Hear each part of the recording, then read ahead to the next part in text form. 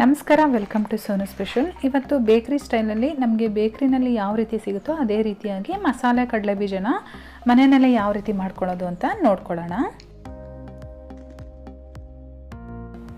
ನಾನಿಲ್ಲಿ ಒಂದು ಮಿಕ್ಸಿಂಗ್ ಬೌಲ್ಗೆ ಒಂದು ಅರ್ಧ ಕಪ್ಪಷ್ಟು ಕಡಲೆ ಹಿಟ್ಟು ಹಾಕ್ಕೊಂಡಿದ್ದೀನಿ. ಅದಕ್ಕೆ 1 ಟೇಬಲ್ ಸ್ಪೂನಷ್ಟು ಅಕ್ಕಿ ಹಿಟ್ಟು ಹಾಕ್ಕೊಂಡಿದ್ದೀನಿ.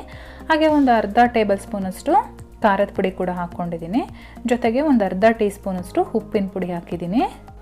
ಹಾಗೆ ಒಂದು 1/4 ಟೀ ಸ್ಪೂನಷ್ಟು ಫುಡ್ ಕಲರ್ ಕೂಡ ಆ್ಯಡ್ ಮಾಡಿದ್ದೀನಿ. ಫುಡ್ ಕಲರ್ ನಿಮಗೆ ಬೇಡ ಅಂದರೆ ಸ್ಕಿಪ್ ಮಾಡ್ಕೋಬೋದು. ಇವಾಗ ಇದನ್ನೆಲ್ಲ ಒಂದ್ಸರಿ ಡ್ರೈ ಮಿಕ್ಸ್ ಮಾಡ್ಕೊಳ್ಳೋಣ ಚೆನ್ನಾಗಿ. ಎಲ್ಲವೂ ಚೆನ್ನಾಗಿ ಮಿಕ್ಸ್ ಆದಮೇಲೆ ಇವಾಗ ಇದಕ್ಕೆ ಸ್ವಲ್ಪನೇ ನೀರು ಹಾಕ್ಕೊಂಡು ಒಂದು ಗಟ್ಟಿಯಾಗಿ ಕಲಿಸ್ಕೊಳ್ಳೋಣ.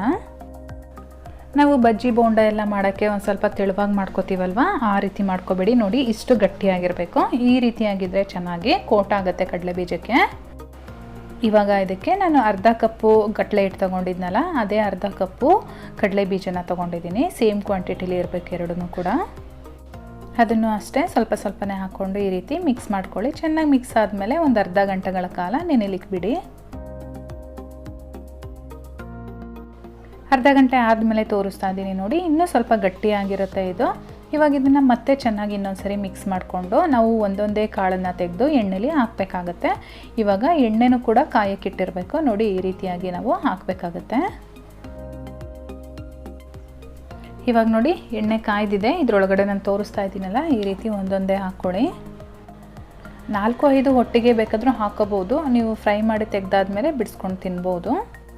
ಆದರೆ ಮಕ್ಕಳಿಗೆ ಏನಾದರೂ ನೀವು ಕೊಡ್ತೀರಾ ಅಂದರೆ ಅದು ಒಟ್ಟೊಟ್ಟಿಗೆ ತಿನ್ನೋಕ್ಕಾಗಲ್ಲ ಅಲ್ವಾ ಮಕ್ಕಳಿಗೆ. ಹಾಗಾಗಿ ಈ ರೀತಿ ಒಂದೊಂದು ಹಾಕ್ಕೊಂಡು ಫ್ರೈ ಮಾಡ್ಕೊಳ್ಳಿ. ಇದನ್ನು ಮೀಡಿಯಮ್ ಫ್ಲೇಮಲ್ಲಿ ಇಟ್ಕೊಂಡು ಕ್ರಿಸ್ಪ್ ಆಗೋವರೆಗೂ ನಾವು ಡೀಪ್ ಫ್ರೈ ಮಾಡ್ಕೋಬೇಕಾಗತ್ತೆ. ಮನೆಯಲ್ಲಿ ಮಕ್ಕಳು ಕೇಳಿದಾಗ ಮನೆಯಲ್ಲೇ ಈ ರೀತಿಯಾಗಿ ಮಾಡಿಕೊಡಿ. ಫ್ರೆಂಡ್ಸ್ ನೋಡಿ, ಇವಾಗ ಇದು ರೆಡಿಯಾಗಿದೆ. ಇದನ್ನು ನಾನು ಇವಾಗ ಹೊರಗಡೆ ತೆಗಿತಾ ಇದ್ದೀನಿ.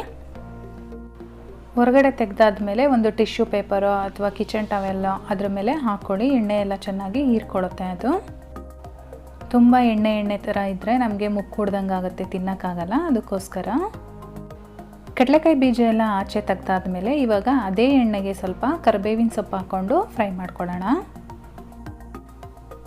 ಹಸಿ ಕರಿಬೇವಿನ ಸೊಪ್ಪಿದ್ರೆ ಇನ್ನೂ ಚೆನ್ನಾಗಿರುತ್ತೆ. ಇದು ಅಷ್ಟು ಹಸಿಯಾಗಿರಲಿಲ್ಲ.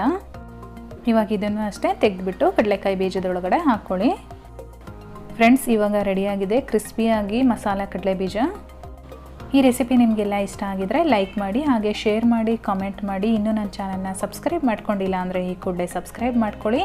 ನಾನು ಮತ್ತೆ ನಿಮಗೆ ಸಿಗ್ತೀನಿ ಇನ್ನೊಂದು ಈಸಿ ರೆಸಿಪಿಯೊಂದಿಗೆ. ಅಲ್ಲಿವರೆಗೂ bye bye, take care, thank you for watching.